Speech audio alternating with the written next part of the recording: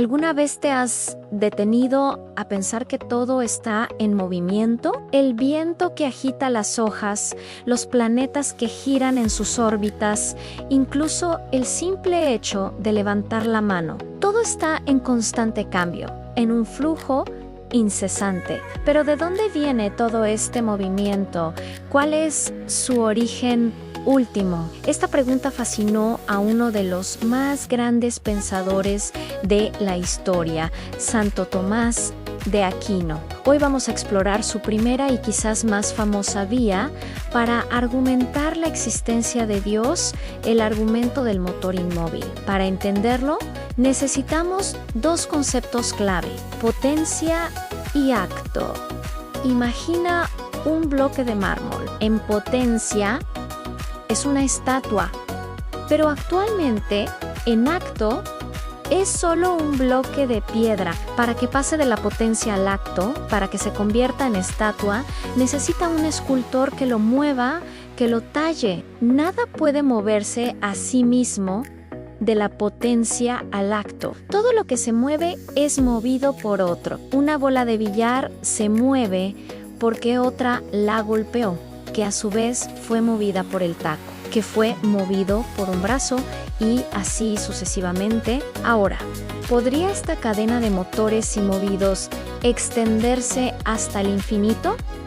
Santo Tomás dice que no. Si cada motor necesitara a su vez ser movido por otro y esa cadena no tuviera principio, entonces en realidad no habría movimiento en absoluto. Sería como un tren con infinitos vagones, pero sin una locomotora que lo ponga en marcha. Simplemente no se movería. Por tanto, es lógicamente necesario que exista un primer motor, uno que mueva a todo lo demás sin ser movido por nada. Un motor que no está en potencia de nada, sino que es puro acto. A este primer motor inmóvil Santo Tomás lo llama Dios. Ahora bien, ¿qué tiene que ver esta idea medieval con nuestra era científica?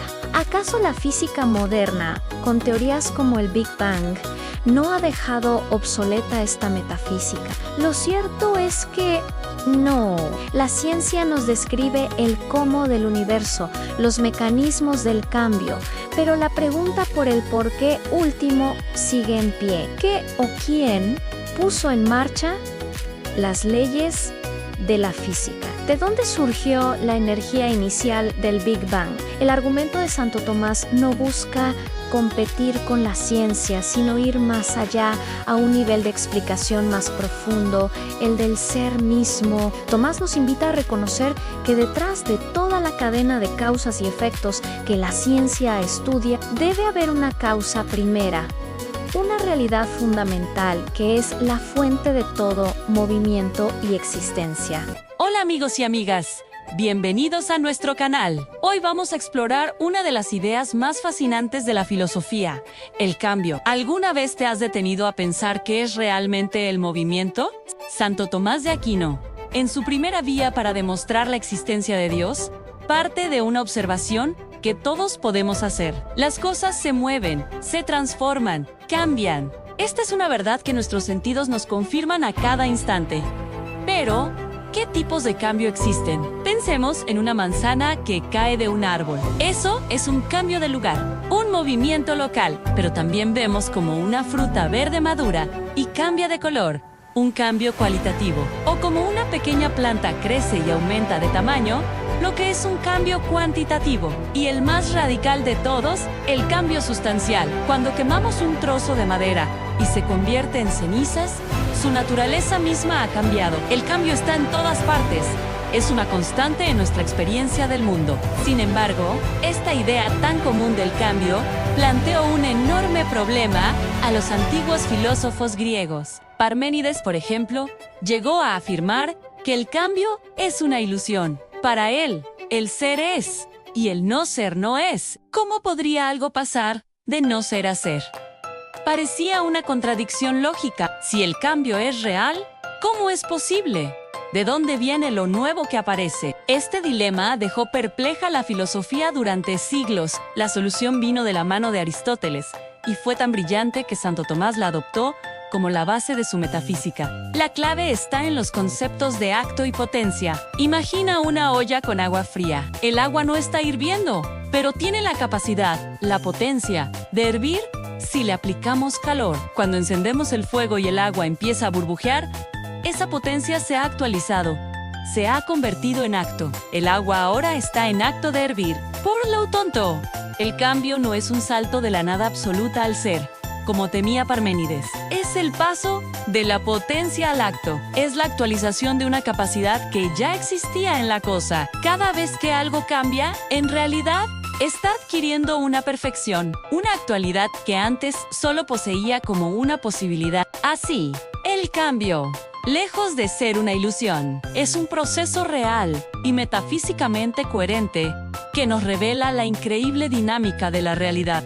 ¿Alguna vez te has preguntado qué pone en marcha al universo? Imagina una serie de engranajes, cada uno moviendo al siguiente. O piensa en el viento que agita las hojas de un árbol. La pregunta es simple: ¿de dónde viene ese primer empujón? Santo Tomás de Aquino, un pensador del siglo XIII, nos dejó una idea fascinante.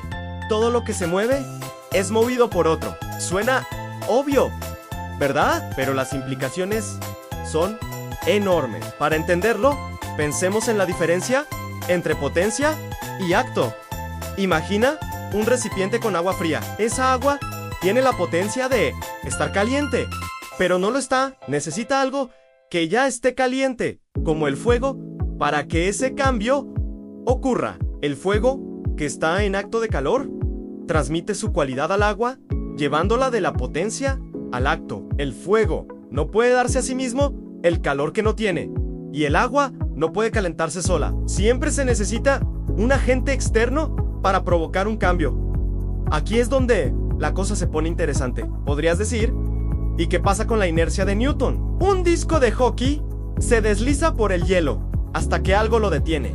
Parece que se mueve por sí mismo, ¿no? Pero Tomás de Aquino no hablaba de movimiento local, como lo hace la física. Él hablaba de un cambio ontológico, del paso del ser en potencia al ser en acto. El disco, para existir y moverse, depende de causas que lo sostienen en cada instante: la estructura molecular del hielo, las leyes de la física, la misma existencia del espacio y el tiempo. No se trata de que lo empujó al principio, sino de que lo mantiene existiendo y siendo lo que es aquí y ahora. Incluso si nos vamos al mundo subatómico, la mecánica cuántica nos muestra partículas que aparecen y desaparecen de forma aparentemente aleatoria. ¿Es esto un desafío a la causalidad? No necesariamente. La indeterminación cuántica se refiere a nuestra capacidad de predecir, no a la ausencia de una causa. Desde la perspectiva de Aquino, aunque no podamos predecir un evento, este no surge de la nada absoluta. Sigue necesitando una razón suficiente para su existencia, un fundamento que lo haga posible. Así que, volviendo a nuestra cadena de causas, si todo lo que se mueve es movido por otro, no podemos tener una regresión infinita. Debe haber un primer motor, una causa primera, que no es movida por nada, que simplemente es. Esta idea, la necesidad de una razón suficiente para todo cambio, sigue siendo uno de los pilares del pensamiento filosófico. Ya sabemos que todo lo que se mueve es movido por otro. Esto crea una cadena: A es movido por B, B por C, y así sucesivamente. Pero, ¿puede esta cadena de causas ser infinita? Aquí es donde muchos se confunden. Tomás de Aquino fue muy claro: la idea de un regreso infinito al pasado solo es imposible en un tipo muy específico de serie causal. Vamos a ver cuál. Primero, imaginemos una cadena de causas en el tiempo, como un árbol genealógico. Un padre tiene un hijo, y ese hijo, un nieto. Esta es una serie causal per accidens o accidental. ¿Por qué? Porque una vez que el padre engendra al hijo, el hijo tiene su propia existencia. El padre puede desaparecer, y el hijo sigue viviendo y puede tener sus propios hijos. La causa y el efecto no necesitan ocurrir al mismo tiempo. De hecho, Santo Tomás pensaba que, filosóficamente, era posible que el universo fuera eterno, con una cadena infinita de padres e hijos hacia el pasado. Así que su argumento sobre un primer motor no trata de encontrar el primer dominó que cayó en el tiempo, como el Big Bang. Ahora, pensemos en otro tipo de cadena. Imagina una mano que mueve un bastón, y ese bastón mueve una piedra. Todo ocurre al mismo tiempo, aquí y ahora. Si la mano se detiene, el bastón y la piedra se detienen al instante. Esta es una serie causal per se o esencial. Aquí, cada elemento depende del anterior para su acción en este preciso momento. El bastón no tiene el poder de mover la piedra por sí mismo, solo lo hace porque la mano lo está moviendo. Es un instrumento, un motor que a su vez es movido, y es en este tipo de series, las series per se, donde no podemos retroceder al infinito. ¿Por qué? La razón es simple y profunda. Si tienes una cadena infinita de causas instrumentales, nunca llegas a la causa real que inicia el movimiento. Es como ver un pincel pintando un cuadro y preguntar quién lo mueve. Si la respuesta es otro pincel, y a ese lo mueve otro pincel más, y así hasta el infinito, el cuadro nunca se pintaría. Un número infinito de pinceles inertes no puede pintar por sí mismo. Necesitas un pintor. En una serie esencialmente ordenada, los miembros intermedios son solo canales que transmiten el movimiento. Si la cadena fuera infinita, tendríamos un canal sin una fuente. Si no hay fuente, no puede haber agua, pero vemos el agua, vemos el movimiento en el mundo. Por lo tanto, debe existir una fuente, debe haber una causa primera que no es movida por ninguna otra, un primer motor que origina todo el movimiento sin ser el mismo movido. Si quitas esa causa primera, todo el sistema se derrumba. Sin un primer motor, simplemente no habría movimiento en absoluto. Imagina una cadena infinita de movimiento, cada eslabón empujando al siguiente en una danza cósmica sin fin. Pero, ¿qué pasaría si siguiéramos esa cadena hasta su origen? No un inicio en el tiempo, sino la razón fundamental de su existencia. Veríamos cómo toda esa cadena se detiene en un único punto de luz absoluta. Ese punto no es el primer eslabón, es el suelo sobre el que descansa toda la cadena, el fundamento que sostiene la realidad misma en este preciso instante. Es lo que Aristóteles llamaría acto puro. Piensa en una luz que nunca parpadea, que no puede ser más brillante porque ya es la plenitud total. No tiene potencial de cambiar, porque ya es todo lo que puede ser. Esa es la esencia del primer motor inmóvil. Mientras nuestro universo es una mezcla constante de lo que es y lo que podría ser, este fundamento es pura positividad, una existencia plena que, sin moverse, inspira todo el movimiento. ¿Alguna vez te has preguntado si existe una causa primera para todo, un motor inmóvil como decía Aristóteles? ¿Por qué llamarlo Dios? ¿No podría ser simplemente una fuerza impersonal como el Big Bang o una ley de la naturaleza? Bueno, el filósofo y teólogo Tomás de Aquino se hizo exactamente esa misma pregunta, y su respuesta es fascinante. Él nos muestra cómo, partiendo de la simple idea de un acto puro, podemos deducir lógicamente todos los atributos que tradicionalmente asociamos con Dios. Prepárate, porque vamos a hacer un viaje filosófico para entender cómo se construye este argumento. Para Santo Tomás, la causa primera de todo es acto puro. ¿Qué significa esto? Significa que es pura actualidad, sin ninguna potencialidad. No está en proceso de ser algo, simplemente es, de forma completa y total. Piénsalo, si tuviera potencial para cambiar, necesitaría algo más que lo llevara a ese cambio. Y entonces no sería la causa primera, sería causado por otro. Así que, como punto de partida, tenemos un ser que es pura existencia, sin mezcla de poder llegar a ser. De esta simple idea se desprende la primera conclusión. Este ser debe ser inmaterial. La materia es, por definición, potencia. Un trozo de madera tiene la potencia de ser una silla, una mesa o cenizas. La materia siempre puede cambiar. siempre puede ser otra cosa. Si el acto puro tuviera materia, tendría potencia, lo cual es una contradicción. Por lo tanto, debe ser un ser puramente espiritual, sin cuerpo ni componentes físicos. Y si no tiene materia, tampoco puede estar sujeto al tiempo. El tiempo es la medida del cambio en el mundo material. Antes, ahora, después.